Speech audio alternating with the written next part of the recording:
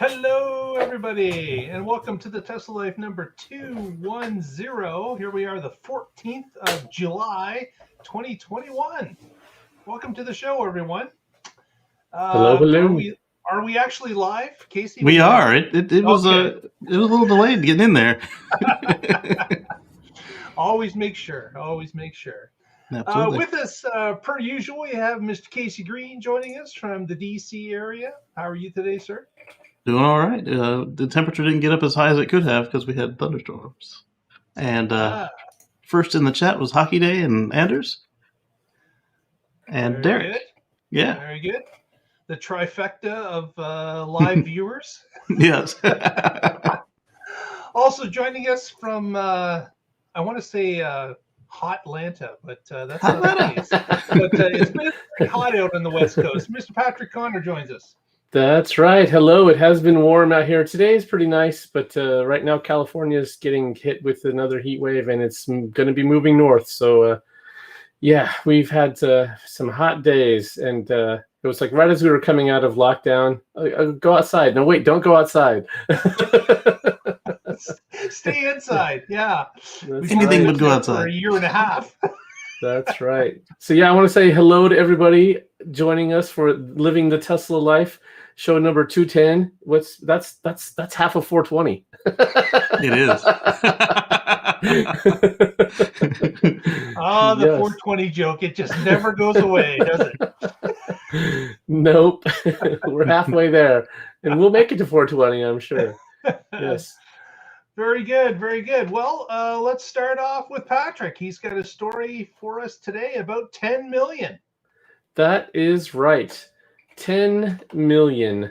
So this story comes to us from Inside EVs, and it looks like they worked with EV Annex, and for whatever reason, it's not loading here. There we go.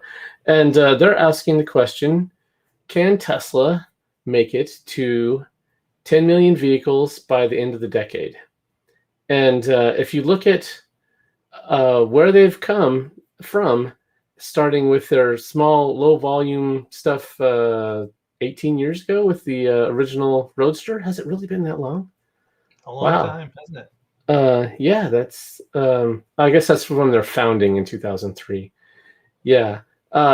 So at first thought they only produced 3 cars then. Yeah, the first year all they produced was business plans and trying to get funding. So it's interesting to say we're like hoping that Tesla can get to 1 million vehicles this year, and we've said that it could be anywhere from 850,000 to over 1 million, and so this is asking the question: can they get to 10 million? And so to put that in context, I started looking at how many cars are sold annually around the world, because they sell cars around the world, and that number is about 75 million. So that's not an unreasonable market share. If by the end of the decade most cars are electric and most electric cars are Tesla, then it makes it pretty easy to see 10 million happening. And then so it's not outside of the realm of possibility.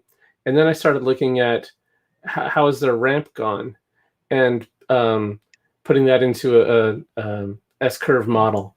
And if you look at where they're at now, they were producing about 18,000 in 2015, and then they went over 100,000 in 2019, and now they're approaching 1 million for this year. So pretty quickly, 1.5 million, 3 million, 6 million. Yeah, they can get there. They can get there by 2028. So it's not unreasonable if they continue to build more factories. And we know that they've got 2 factories that are coming online hopefully this year. There'll be Austin and then Berlin. Maybe. Maybe the other way around. Who knows? Maybe. Yeah. And then who knows where they're going to build after that. And so that they'll have 2 in North America. Maybe they'll build another one in Europe. Maybe they'll do something in India. Who knows? But I would not be surprised if if Tesla, after they get these two factories going, announces another location or two where they start to, where they'll come online in 2023, 2024. So and continuing, we've seen in China they're growing and building new factories there. Model Y is selling like crazy, so it's not a demand problem. It's a supply problem, which means they should continue to sell every vehicle they can make. And so, yeah, I do think it's possible. Where at first when I saw this, I was like, 10 million? We're trying to get to 1 million. That's crazy. 10 times that amount, but it's not so crazy. Yeah, in 10 years, if they hit 1 million this year, then it's easy. But like, if you just throw away all the other cars they've done in the past, and then you start from this year, I mean, by the end of the decade, it's quite possible. Right. They're definitely going to need to build some more Giga Factories because Musk has said that they need one per continent, and well, that's missing a few. And they probably should also do a combo of the car factory and the energy Giga Factory because right now Buffalo is a risk for them since it's the only energy Giga Factory. And yes, and that is their plan going forward, that all the Gigafactories will be batteries, cars, and solar. Because, I mean, if you're selling in every continent, you would want to manufacture in every continent. If you're going to build a factory, why not have all your products there? And I'm sure that there's some exceptions to that. Like, they don't need supercharger production everywhere. Right. Or, but power it'd be nice to have a packs. backup, though. Yeah, definitely. Because there's always logistical issues. And, so that would be helpful. Yeah, if they say, hey, 10% of the solar cells come from here, 10% of the superchargers come from here, etc., and then if something happens to Buffalo, they can just ramp up in the other places. And we're seeing that now, right? Like they expected to be selling Model Ys in Europe from Giga Berlin, and because they've had delay after delay, now they're shipping them from China. And sure, shipping them from China is not convenient, but it's better than not having any in that market at all. Or putting them on a boat. Well, they're still getting on a boat, right? Oh, they are? I thought they were taking a train. No. Either way, your point is they have a backup, and that's a good thing. Yeah. Always good to have a plan B, for sure. So speaking of Giga Berlin, it's not on our list, but I tagged you two in the latest with the AstroTurf campaign. Yes, the AstroTurfers. Yeah, that's quite annoying. They lost. Not Tesla, but the turfers. Yeah, there was a case taken to court, and the higher court shot down the people that were asking for a shutdown of the plant construction. So that's good news. That at least the higher court is, pushing the narrative that the plant can't be stopped at this point over questionable concerns. Yeah, it's just sad that they're able to use the court system as a weapon, that they've weaponized the legal system in this way, that we know they're bogus claims, and it's pretty obvious they are. This is just a way to try to throw up roadblocks and barriers and make it more difficult for a company that they don't agree with for whatever reason. It's like I was saying when NADA was doing their stupid animated campaign about how much better they were than Tesla, but at the same time going through all this machination to make sure that they were the only choice. It's like, well, if you are so much better and you're so much safer and blah, blah, blah, and all this, and prove it. Right. If you're adding real value, customers are going to want that. And so you shouldn't need to do lawsuits to stop competition. That's exactly what they tried to do.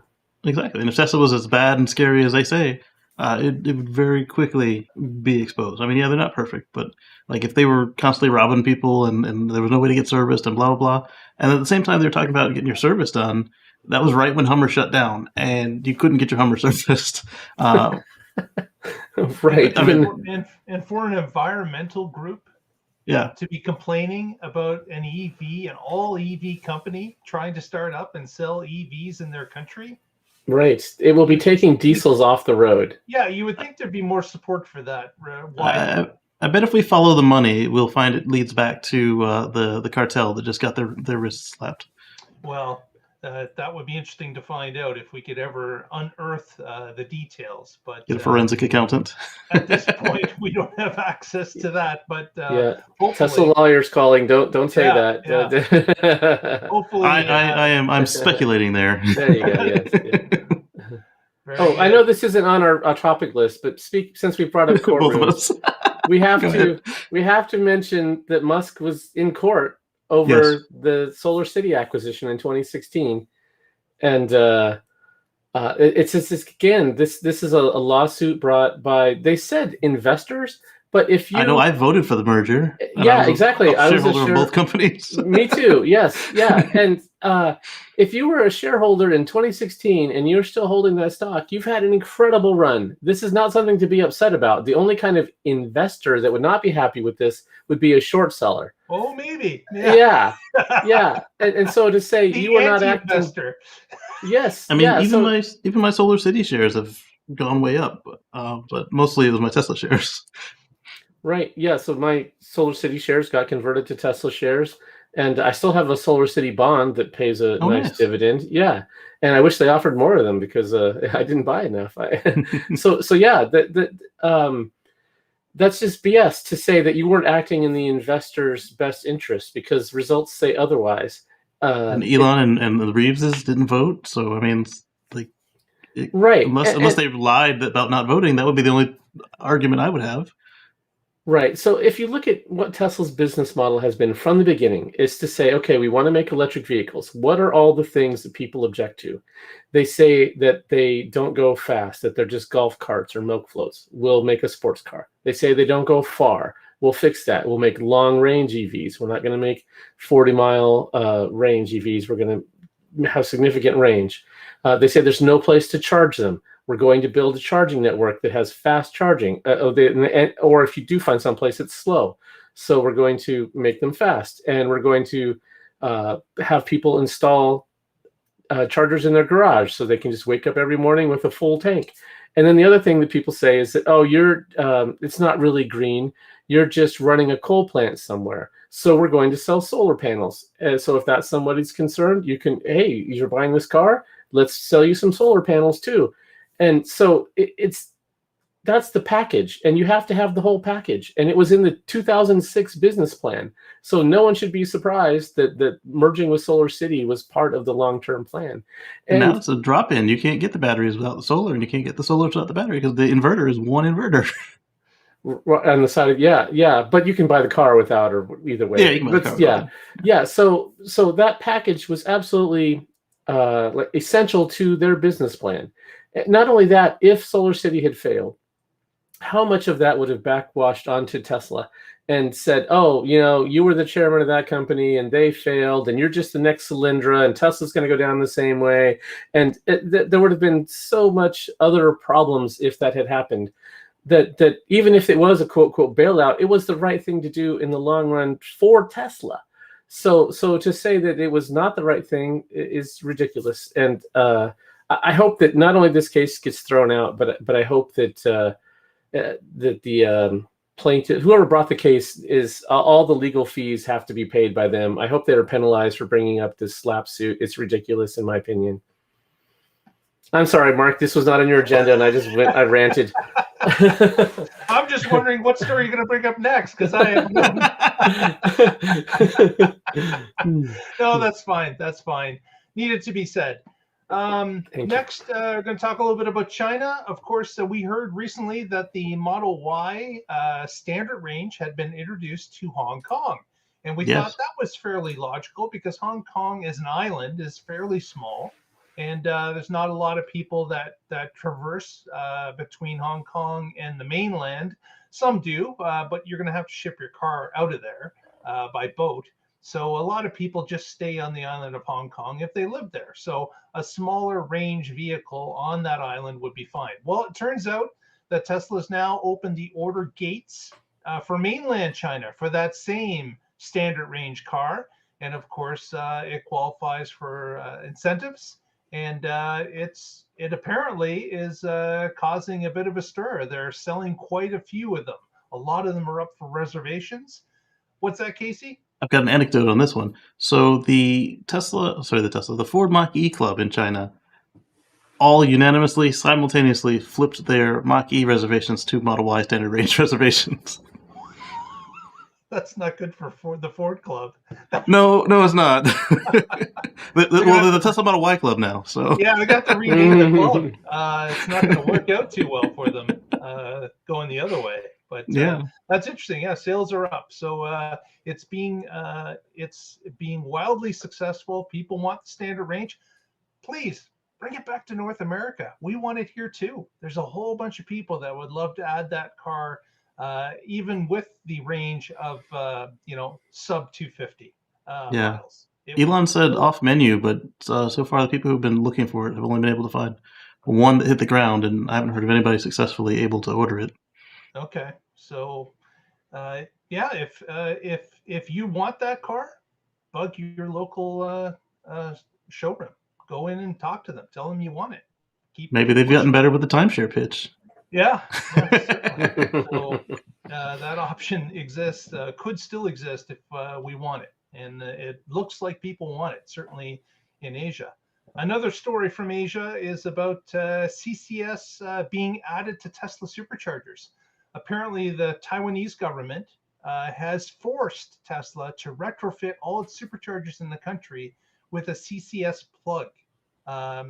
Some of them already had it, but the government had some sort of an arrangement that they wanted Tesla to have that ability to have CCS charging on those same units. So that is going to be happening, and Tesla is going to retrofit all those superchargers with that new plug. And basically, what happens is you're just going to have two cables that come out of it. You'll have a CCS cable, and you will have the standard Tesla cable. So that has been flagged to happen. And here's an idea. We'd like to have that in North America too, I think, because Tesla could help, as we've mentioned before, maybe contribute to pay for the supercharger network, expand it even further. If we could get other vehicles to charge at Tesla stations. Again, I may be treading on the people in California that really need their stations. There's so many cars there, but certainly you could select some stations in California, and for the rest of the country, there's a lot of stations that are underused. And having that ability for other EVs to charge might be a bonus for Tesla. But oh yeah, that's a great idea. Not just a bonus; it could be a revenue center, profit center, if priced correctly. Yeah, I like the way you phrase that, Mark, where if they make it select stations, the ones that are underutilized, and that way they're not accessing the entire network. They're not all going to the place that's already got a queue, but they're going to the places that are underutilized. And you could easily do that with in their nav system of these new cars that you're added. You only put in the ones that they're allowed, and you could even change it as new stations are built, or assuming that car has over-the-air updates, which they really should if it's going to be a modern electric vehicle going forward. Yeah, or they could do like Electrify America and the others do, like where there's one CHAdeMO. Well, there's one CCS at the Tesla station. Yeah, I'd like to see a few of them. But yeah, I would prefer more, but it would make sense to do that. And of course, people could sign up with they get their own Tesla app account. And if the car can read, and maybe that's a prerequisite of any cars that could charge at CCS, is the car has to be able to communicate with the network, so that there's no touch charge. You don't have to do anything but plug it in. It reads the serial number. It bills you automatically. It all goes through. So I know where to text you to get out of the way. Yeah, the whole thing. Yeah, it would be all of it. Mm-hmm. And they would get the fees if they let the car idle there too long. All that stuff I would think would be exactly the same.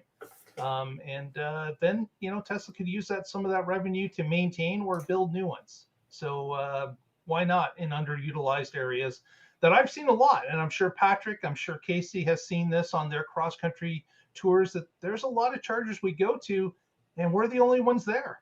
Tumbleweeds. You spend your whole time charging here, you don't see another Tesla. So obviously that's an underused resource that Tesla could pull some revenue from. So if you're listening, Tesla, think about that. So on the topic, Derek says no. Understandable. Yeah. Hockey Day says it's the cost to add CCS to the cars. Derek clarifies further that sorry in California. And Hockey Day says no screen to walk you through using it without CCS users. But at the same time, if as Mark said, that they are fully compatible with the paradigm, then you don't need a screen. Yeah. And worst case is they tell you to pull your phone out. Yeah, plug and charge would have to be a requirement. Yeah. The IEEE standard for that interface. Exactly, Derek. That's my point. It'll make them profit that they can then use to build more chargers and to build better chargers. Because Elon was talking about faster than V3, so we're gonna need to get there somehow. Exactly. Yeah. Speaking of chargers, just going to share a little picture here. Let's go to the share mode. And there we go. You're seeing that? That is a 12-station supercharger. And that happens to be at Giga, Texas. That's a prefab, too. Oh. Look at how they're all on the conduit. Exactly. It was a prefab. They were on 3 trailers that we last, or 2 trailers that we last saw. And That's right. You can see the little ribbons on the middle ones as they celebrate the opening. So Giga, Texas is now online with a supercharger. And actually our friends over at supercharge.info have already added it to their country list. So it's there as well. Is it private right now? Because it's a little weird to have an opening without it being open to the public. It's private right now, yes. Okay, so they'll have another opening. Yeah, there'll have to be another one. But as we've seen previously, Austin is exploding with superchargers now as they start to come online, and new permits are showing up all the time. So there's going to be no lack of place to charge in Austin. That is for sure. Yeah. All right. With that, moving on to FSD Beta 9 was released just this past week in the middle of the Saturday night. morning. And all those people that have access were out on the roads, traveling in their different areas and cities across the country, testing out the new interface and the new iteration, which is now version 9. So we've seen a number of different videos have been placed online. I'm sure some of you have seen them already. But I just found it kind of interesting that, of course, people just dying to get it in the middle of the night, driving around on the East Coast at 3 a.m., trying to explain to police officers why they're out on the road driving around staring at their screens. Because, of course, there was a lot of attention being paid to the screen itself. The boxy, Tronish kind of look is now gone away. And they've now entered into a new phase where the graphics are more photorealistic, and they're adding new things like there's a bit of a fuzzy look to the objects that the car's not completely sure about. And as it's sure as to what it is, it kind of dials in with crispness on the screen. So that's pretty clever. That's an interesting idea, having it kind of fuzzy, foggy. And then once it knows what it is, it sharpens up that view and changes the graphic to a sharp graphic. So you as a driver can look at the screen and understand what the car may be having problems with, as opposed to what it thinks is already in play for it. Yeah, Galley's tried to run him into monorail pylons, and then Green's friend went and pulled the actual data what the car sees. It sees that they're not drivable space. So I'm curious what Galley did to upset his Model Y. Well, I mean, I watched that video, and it turned that way, but and he grabbed and corrected it, but you don't know if it was going to. Sometimes it'll do just a minor, quick adjustment to. Do you want to find out? Right, exactly. I'm not saying he was wrong to grab it. I'm just saying that it might not have just rammed him into the monorail pole. That might not be what it was planning on doing. I don't think it would have rammed, because the ultrasonics did see it. So Yeah. But it might still have done the wrong thing. Right. Yes, this is beta. Assume it's going to do the wrong thing. Be at the ready. Pay attention.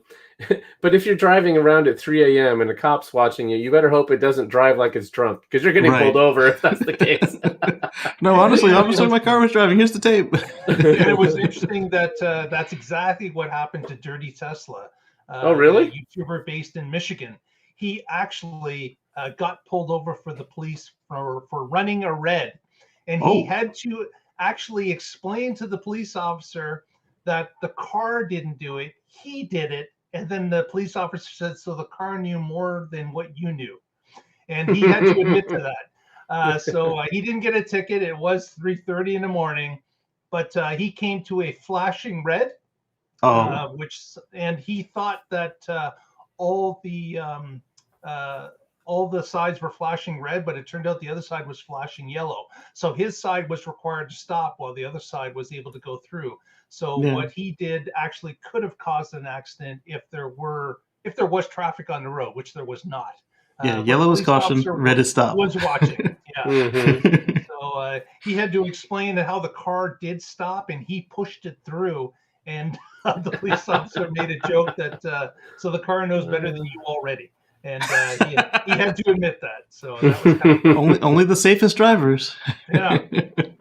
Also, our friend Teslatino, Raphael, who we've spoken to previously about the FSD, he has promised to come back on a show in the near future, and talk a little bit about the improvements that he's seen with the FSD Beta version 9. So watch for that. Should be coming up within the next couple weeks. Look forward to that. Yeah. Next, Patrick's got a story on the West Coast. He's taking all the West Coast stories today, folks. That's right. Yeah. I can't how we go, whatever. So this is about Snohomish County. The sheriff's office there has gone electric with a Model Y. As you guys know, we've covered several of these police departments, sheriff's offices, and other places getting Teslas and converting them. And in some cases, they're just using them as their community outreach vehicle. They're not actually, daily patrol cars, but this one is. It's going to carry the equipment and transport arrestees and make traffic stops and all the normal things that a police car is expected to do. And so they went through and they looked at all the offerings that are currently out there. They screened all electric vehicles from Ford, Nissan, Hyundai, Kia, Chevy, Tesla, Audi, Volkswagen, and Volvo. And they landed on the Model Y. And this is the one that best met their needs at a reasonable price. They're going to save significantly on their gas and brakes and maintenance. The only thing they might spend a little more on is tires. Maybe. Right. It all depends on how you drive it. But yep. They did say they've put more durable tires on, which is interesting. Yeah. So probably cheaper tires. Wear through the ones that come with it first. Yeah. I think that would be. No, it's not damaged, Derek. It's got soap suds on it. Oh yeah, wash. Are you sharing the? Yeah, because of course, if you own a Tesla, you have to wash it because that's half the fun. I'm wondering if unless you're a dirty caps. Tesla. They took the hubcaps off. They did, and they put the finishing kit on it. Look, it's got center caps. Yeah. I wonder if there's a better way to mount that antenna on the back. One, it doesn't appear centered, and little bump. Yeah, and then two, if it's not centered, why not do it under the mirror or something? Yeah, that's kind of interesting placement. Yeah. Anyway, looks good though. Yeah. And this is the first one, so hopefully they're going to collect data on it and see how much savings it has, and it'll soon be joined by many brothers and sister Teslas.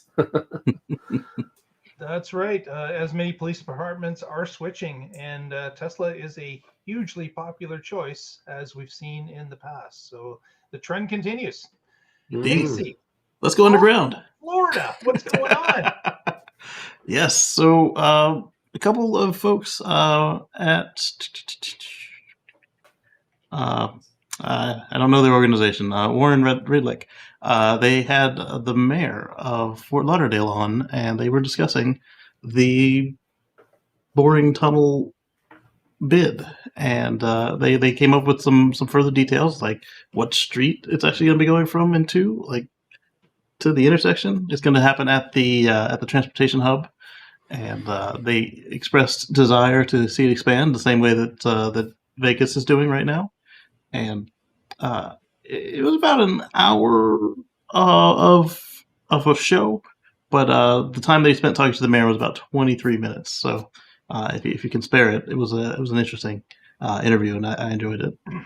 Yeah, apparently we learned that it is going to be 2 tunnels, of course, a eastbound and westbound tunnel, and it's going to be under the street, and there's going to be 1 station in between the start and They won't say where. They will not say where, but they are in discussions with a number of different businesses about where it's going to be located.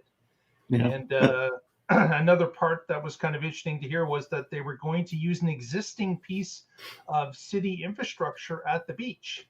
They have a little bit of a transportation hub at the beach, and that's where they're planning for the tunnel to come up and exit. Is in that same area where the city has a gazebo and a couple of other parking infrastructure areas there. So from downtown Fort Lauderdale all the way to the beach, 1 stop in the middle, 2 tunnels, and they're waiting again the 45 days, since this was an unsolicited bid from the boring company, to hear from others if anyone wants to bid less than $30 million. Which most likely will not happen. But we will see as that bid period comes to an end. And then they also expressed interest in having local businesses pay their own way. So you can see, just like Vegas, where not only did they expand it, but it cost the city nothing. So that would be fun. Yeah, the mayor didn't get into anything about cost or what it would be, how it was going to be repaid, but Warren did ask about the possibility of what if you allowed the boring company to have the land, they were to build the tunnel, they own the tunnel, they'd have to operate the tunnel, and then they would give you a percentage of rides that is collected from rides. And the mayor, of course, cost them less.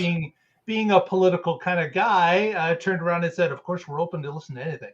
So, there's no real answer, but Warren did get to present his idea to the mayor directly. That's actually a really good idea, because at that point, then the city's not responsible for any upkeep. You don't have to, hey, we were going to do a half-cent tax to redo the tunnel walls, blah, blah, blah. If they're literally just collecting a check every month, and Tesla has, or not Tesla, the boring company is responsible for all of it, then they have to keep it safe, they have to maintain it, they have to do the fee collection, and literally all they do is just grant them an easement and a lease and collect their check. Yeah, I don't know any other people fighting to get this underground land space, so it's not like they're even giving them that much. Yeah, and another part about the underground part is that we heard that the boring company they have their own engineering group, and they've been looking at the soil, they've been looking at the rock that's underneath Fort Lauderdale, and they will make recommendations based on what they find through their investigation. But of course, people have raised the concern about, well, this is Florida, pretty close to the water table in Florida, and they already talked about apparently there's already a tunnel that's been in Florida, and it's been there for 90 plus years. 90. And of course, every once in a while it does flood, like every tunnel typically does from a downpour. There are problems with tunnels across the world, but as they mentioned, you can build the tunnel for that type of a scenario, as well as when it does flood, it's not the end of the world. The tunnel will be pumped out and dried out and operated again. So it's not like it's made out of sugar and melts. The tunnel is operational after you get the water out of it as well. So not necessarily a problem. And obviously, any city that's going to get involved with this, hopefully they would do their due diligence, as I'm sure Fort Lauderdale will do, and study what's going to, where it's going to go through, what it's going to be going under canals and coming up on the beach. So, the threat of water is certainly there. And I would hope that all involved would take that consideration to heart as they're engineering this. I wonder if they'll put a door on it for hurricanes. That'd be interesting. Yeah, like a blast door. Yeah. The other thing with that is, there's no rails or anything in there. No, there's a lot less hardware to rust or corrode when it does flood, if it ever floods. But like the subway in New York, it occasionally floods. They have pumps and everything, and then when they get overwhelmed, they have external pumps. They just drop some hoses down, and then they just suck all the water out. Yeah. We saw some video of that recently. We did, unfortunately. Yeah, the subway really got hammered on a couple of stations. Yeah. But with that, Casey's got another story for us. Yeah, so I really enjoy my bioweapons defense mode in my Model X. And now you can enjoy it in your brand new Model Y. Whenever you get it. There's some retrofit, so it doesn't have to be brand new, right? It doesn't have to be brand new. The retrofit will be done before delivery at the service center, so I'm not sure what the cutoff is for cars that don't yet have it. It sounds like pretty much just very recent cars. Like July 1st or something. We had heard that this Something was like that, available in China from the start, right? And now this is a new development that the U.S. cars are going to start to receive it. Correct. Yeah.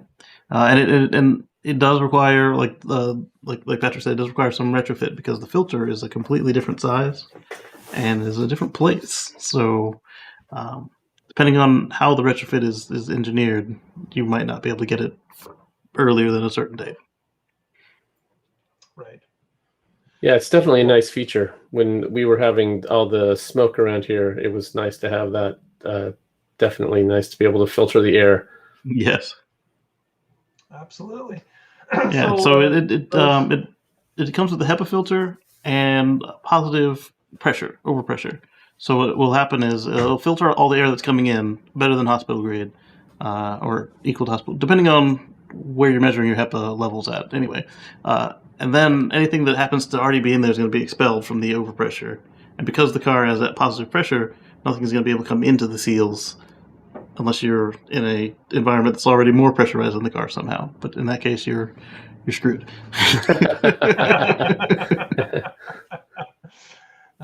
Very good. So looks like Giga Berlin and Giga Texas will obviously be following that same pattern as well. So the Model Y going forward, because these are Fremont cars. Yeah, is going to be having a bioweapon from this point forward. So that's great. Yeah. Another addition to the car. Patrick, I should have done this story before this one, but you had a story on your blog, Cars with Cords. You wanted to talk about. Right. Yeah. So we were just talking about the boring tunnel, and we've brought it up on this show before. When the Vegas tunnel first opened and was being shown off there to reporters and other people, there were a lot of stories that came out that said, this is dumb, they should just use trains. And so we talked about it here and brought up the point of how people who say that just don't understand how much more scalable this can be when you have a point-to-point network, and how if you have a train, you have so many stops, and whenever you add a stop, that means everybody has to stop at that stop to get where you're going. And that limits the ability for it to scale. And if they skip the stop, then nobody can use that stop. Right, yeah. And whereas we just talked about in Florida, if there's some place that wants to add a stop and they're willing to pay for it, great, they can add it to the network. Well, guess what? That's only going to be used by people who want to go there or leave there. And so it didn't cause congestion at other places. It didn't cause like it's now a stop that everyone has to stop at. That's not the way that the boring tunnel system works, or the loop, I should say. And so I did this analysis of, so my day job used to be as a network engineer. And so I saw the evolution of networks as we went to the modern system that data centers run on today. And there were several earlier technologies that did not scale. And so now we have a switched network that does scale. And that's exactly what they've done here. They've went from this shared topology to a switched topology and applied it to personal transportation, or I should say this system. So you can read it. I've got it all here in detail, and the finishing line I really was happy with, and it's time to change from tunnel vision to visions of tunnels. Oh, that's great. Very nice. Very nice. Yeah, so you can check that out at carswithcords.net. Yeah, we'll add a link to the show notes for that as well. And it was actually in last week's show notes if you... It was. Missed it. But, yeah, I missed last week's show. Sorry. Yeah. Something popped up last minute. Not a problem. Not a problem. Next, Patrick's going to talk a little bit about Tesla asking supercharger users to maybe back off a little bit. What's that about? That's right. Yes. So as at the show opener, I talked about how California is currently being hit by a heat wave.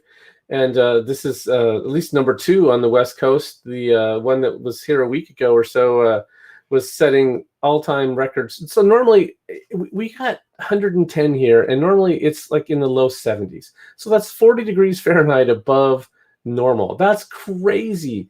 And it's happening again. So people are going to be running their air conditioners on full blast for a lot of hours during the day. And so what Tesla has done is they've popped up this notice on your screen because they're connected cars and they can do that. And they're asking Tesla owners to help relieve the stress on the grid due to this heat wave. And they're asking people to not charge between the hours of 4 p.m. and 9 p.m. because that's when they expect AC usage to be the highest. And so their additional proactive utility shutoff may occur, limit charging options. So this is really an attempt to say, let's give the grid what the energy they need when they need it most and not use it to charge your car. So that's you should be charging overnight anyway for most of your trips, and unless you're doing some kind of epic road trip, then maybe you should take a break during those hours and take a siesta, get a meal, but don't charge until afterwards. So yeah, that makes perfect sense to me. That this is unprecedented levels of heat, and let's not add stress to the grid. Yep. But that's the beauty of the stations that have battery backing, because yes, not only do they have peak shaving, they also can operate if the grid fails. Right. Yeah, and solar panels like Kettleman City and others, they can generate. Yeah, some have batteries and solar, and some just have batteries. So they obviously can't run indefinitely, but the solar ones can run for quite a while with no connection. Right. It'll be interesting to see how Tesla ramps those up over time. Those are typically few and far between at this point. Yes. But, they can have someplace to put the Tesla restaurant. Yeah. Yeah, I would love to see more solar-powered Tesla supercharger stations. Yeah. Any of them out there, just being able to charge up anytime that the sun is out there, and to have an extra bank of batteries to shave off the peak and be a battery backup would be a plus. But obviously, Tesla's constrained on batteries, as we know, right? And putting them at superchargers probably isn't. They'd rather sell them out front to help propel the sales of cars. So, although if they install Autobidder, it could still be a profit center for them. If they could do that and be their basically their own power company in those states or counties, absolutely. Yeah. But it's, and I'm guessing that's what they're going to do with the mega charger stations for the semi. Oh yeah, most definitely. Yeah, because they're going to have want that demand charge requirements. Yeah, exactly. Boom! The whole city goes dark. Whereas at the places that they're doing supercharging now, most of that is leased space in a parking lot from a restaurant or a mall or whatever. So Tesla can't just throw solar panels on there because they would like to. The landowner has to agree to that. Or it could be illegal in the area. I was just talking with somebody who it's illegal to install solar panels in their city. Jeez. Yeah, I agree. That's terrible. That's absolutely terrible. Well, for those of you in the chat room live with us today, if you've got a comment or a question, put it in. We'll answer it after the next story, since we're going to have a little bit of extra time. With that, our last story of the evening is about that battery constrainment possibility. Is that the Model Y has been sold out again. So Q3 of Model Y production is now sold out 2 weeks into the new quarter. So just like it was last quarter, sold out early. And of course, it didn't really affect the numbers that were sold. It's not like there were not enough Model 3 or Model Ys. The number was not down. It was up. So they're producing as many as they can, but they're selling out of them way early into the quarter. And this is the second quarter in a row that this happened. So we're only 2 weeks into the quarter, and they're sold out for this whole quarter. 2 weeks. So 2 weeks. 2 weeks. So if you're out there sitting waiting for a Model Y, you're thinking you're going to order it. If you want it before the end of the year, you better order it today, because I don't think this is going to change. It's looking like this car is starting to catch fire. And again, I shouldn't use it. Yeah. But in sales, this vehicle is hot. It's being sold everywhere quickly, and it appears that in North America, again, after 2 weeks, it's now sold out for Q3, and you'll have to wait till the end of Q3 or into Q4 before you're going to get one. So if you're thinking about it, if you're on the fence, it's time to get off the fence, because it looks like this is going to be an ongoing thing. Indeed. It's exciting, though. Yeah, exactly. And what's going to sell it next? Yeah. So Casey, could I get you to take a look at the comments? Is there anybody that has a question or a comment that they wanted to voice? Derek said that they had power loss in his area, and that he received that same message about being mindful of the charging. Generally, what's your area, Derek? Not too specific. He's near Moss. I believe he's near Moss Landing in California. Okay. So that would be the just south of the Bay Area, I would think. Oh, okay. Because Derek was commenting, I believe it was Derek that was commenting on the Moss Landing site that was close to him. So, that's when the grid is being overtaxed, in this case most likely for air conditioning because of the heat, it only makes sense if you could charge the vehicle at night, which you should be doing anyways. In almost all cases, unless you're traveling on that particular day, and that should be able to help the grid overall. So and I know in California, again, it's a different microcosm, because there are so many Teslas, there are so many Superchargers, and there's such a large population that it's something that the grid is going to be taxed when something like a heat wave settles in and stays in the region for a long time. Yep. Derek says Campbell, San Jose. Okay. And Rideshare Safety Guide says, I think version 11 will be the start of full self-driving. And I think that's a reasonable guess, because he told us about the double fire emoji, and we got half a fire emoji, and half a fire emoji and the external speaker, the boombox. And I don't think they would have updated the visuals for the Mind of Car stuff just for the beta team, because they were already used to seeing the Tron view. So I think you're onto something with that. One other topic I'll just touch upon is, did you guys see, since we've talked about the Boring Company, SpaceX, of course, shipped one of their drone ships through the Panama Canal on another ship. That was pretty cool. Ship, to get it over to the West Coast, so it could start receiving SpaceX rockets that are supplying the Starlink for the polar run over the polar ice caps. Yeah. But in order to, they still needed another one on the East Coast, so they bought a new one. But this new one is a little bit more unique because it's not a barge. It is now a autonomously controlled ship that's going to receive the rockets. So this particular ship does not have to be towed by a tugboat out to its area. It can be driven out to its own area and driven back on its own power. Yeah, it had a tow hitch in the front, so I'm wondering if that's when it's not fast enough for the next mission, or possibly, yeah, possibly. But they had some. Elon actually produced posted a little video of it out maneuvering in the water under its own power. Yep. So I got several questions in here right now.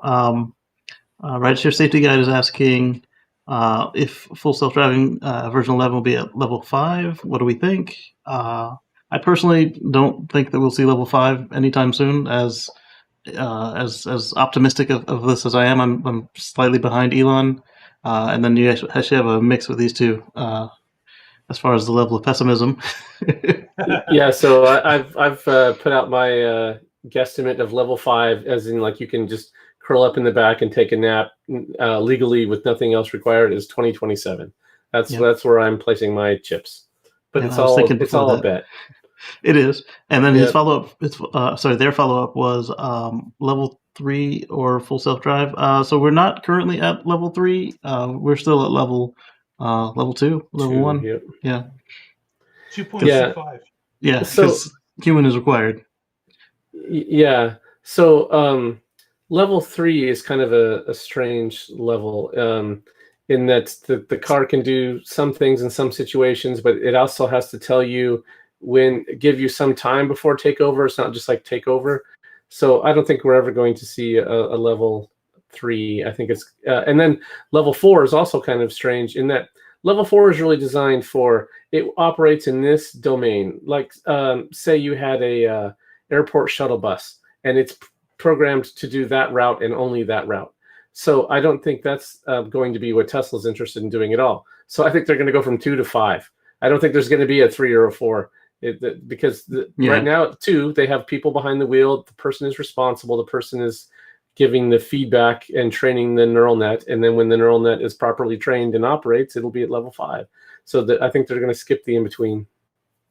I think so, too. And then, let's see. Derek was asking if we're taking our cars in for preventive maintenance. Is there anything on the Model 3 that they should routinely do with Tesla? Mine's actually going in a couple of weeks for the air conditioner. It went out again temporarily. Yeah. One thing I would suggest is brakes.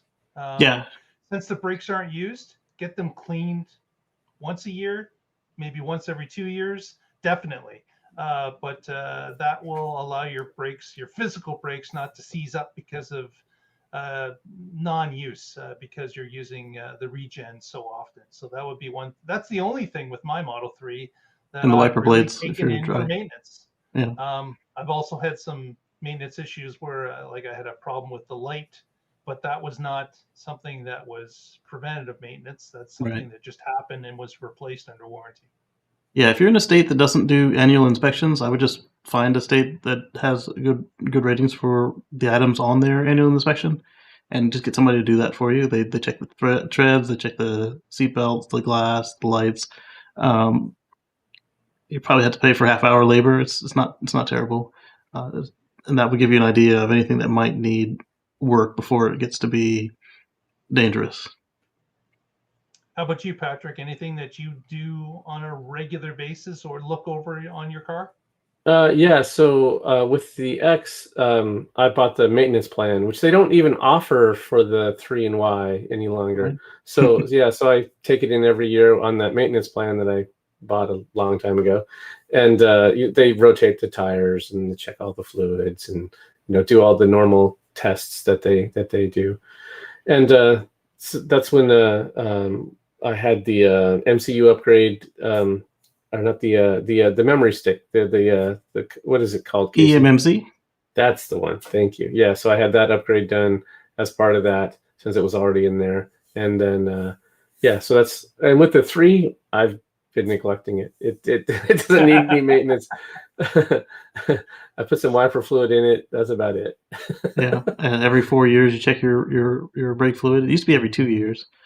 A studio guy is asking, what's your guys' guesses for when Cybertruck may enter production? Personally, I think that we'll see a handful for a delivery event at the end of the year, maybe in time for Christmas. Yeah.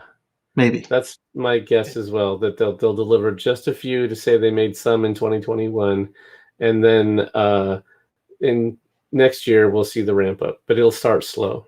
Yeah, it's going to be, since it's a completely different vehicle that they're used to, the ramp up on the production line is going to be slow, would be my guess. And I'd be saying you're not going to be able to see volume production until partway into 2022. So small amount, hopefully at the end of the year, but Q1 and Q2 are going to be, getting used to that production line, figuring out what has to be changed, what can stay the same. All those things are going to have to be done. They're certainly going to be faster than what happened with the Model 3, but right. it is but nowhere near as fast as the Model Y. Right. Yep. So it's something that is going to be in between. Yep. Derek had a follow-up question of what fluids. So you've got your brake fluid, you've got your coolants for the battery, the motors, all of that, and then you've got your not Freon, but your compressor fluid basically for the air conditioner, and I think that's it. Any other fluids I'm missing? Oh, the washer fluid. Washer fluid. Yeah, the easy one. That's really obvious, but it's gone. And Zach had a good one. He was asking, why do you need to be overbuild for renewable energy and invest heavily in energy storage? And then part 2 of that was, that's why you need to overbuild renewables. Yeah. If you have excess of renewables and you don't have this susceptibility to what the fossil people want to do, I mean, yeah, you might have to curtail some of it, but would you rather curtail or would you rather be in a deficit? Right. I totally agree.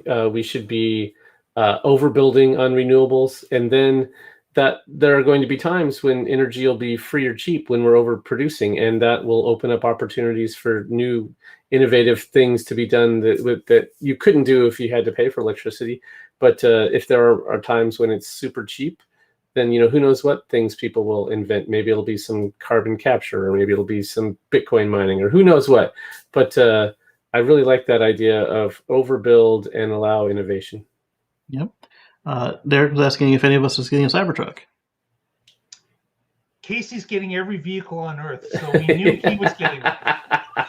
I am not. Any new EV Casey has signed up for. I am not. I'm just the Aptera and the Cybertruck. I would love a Model X Plaid, but I don't see any way financially to pull it off. I blew Not at my this time. budget on the 3. I am done for a while. I may consider the Model Next, but right now I'm happy with the 3. There you go. I did. My first EV was a truck, and I really liked having a truck, so I'm tempted, but I'm not in the market until 2025.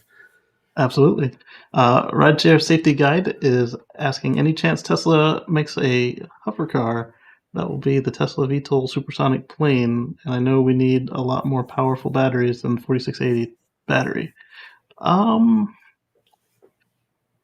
I don't know they'd make a hover car, and the VTOL plane, I don't know that would be for personal use. I mean, you've seen the way that your neighbors take care of their cars. Do you want them flying over your head? Right, but at some point in the future, when they can be fully autonomous, I mean, and so you don't have to have a pilot license, I could see that being a one method of transportation.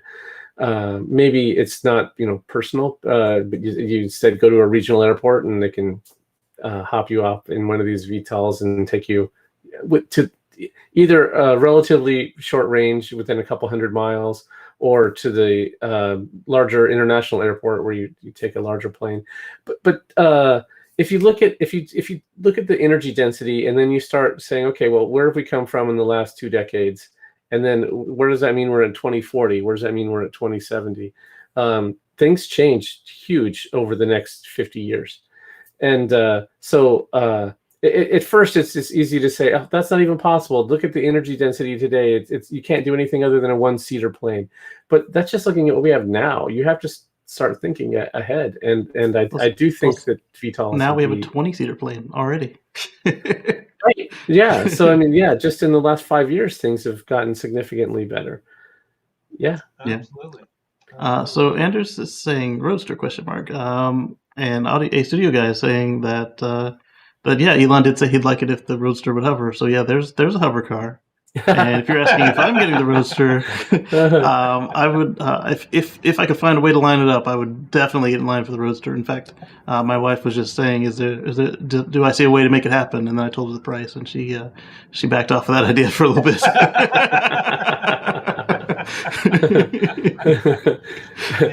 But that sounds like permission once we get the money.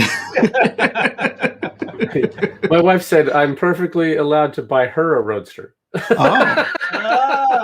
That's an interesting twist on that. Yeah, that's a difference. Yeah, I think the way mine phrased it was, she said, if we get a Roadster, does she need a Model 3? And I said, well, no, at that point you could drive the Model X. And she's like, let's do that. And I said, let's go to the confirmation page, and you can sign off. Right, you can sign for this. Yeah, exactly. And definitely the SpaceX package.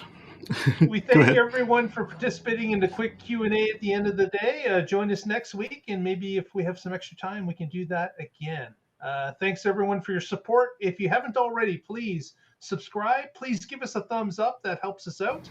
And if you haven't, you can follow us on our Twitter feed, The Tesla Life, through the week, as well as on our Facebook, The Tesla Life #1. And of course, we thank Patrick for curating the Facebook, and we thank Casey for his expertise in engineering and getting this live show up and running every week. Yep. And no promises, but we're going to try to see if we can't get the chats to show up on the screen for the next show. Cool. Yeah, you just promised it. What do you? We will work. We will see what we can do. But we want to thank you for being with us this week. We want to thank Lee Moon for the music we used every week. And with that, we will see you next time and find out what's going on in the Tesla life. Stay positive, test negative. Have a great week. And enjoy yourself a future free from fossil fuels. Oh, Casey! Yeah, that's right. Yeah, Mark didn't do the final shout outs. That's okay. That's all right.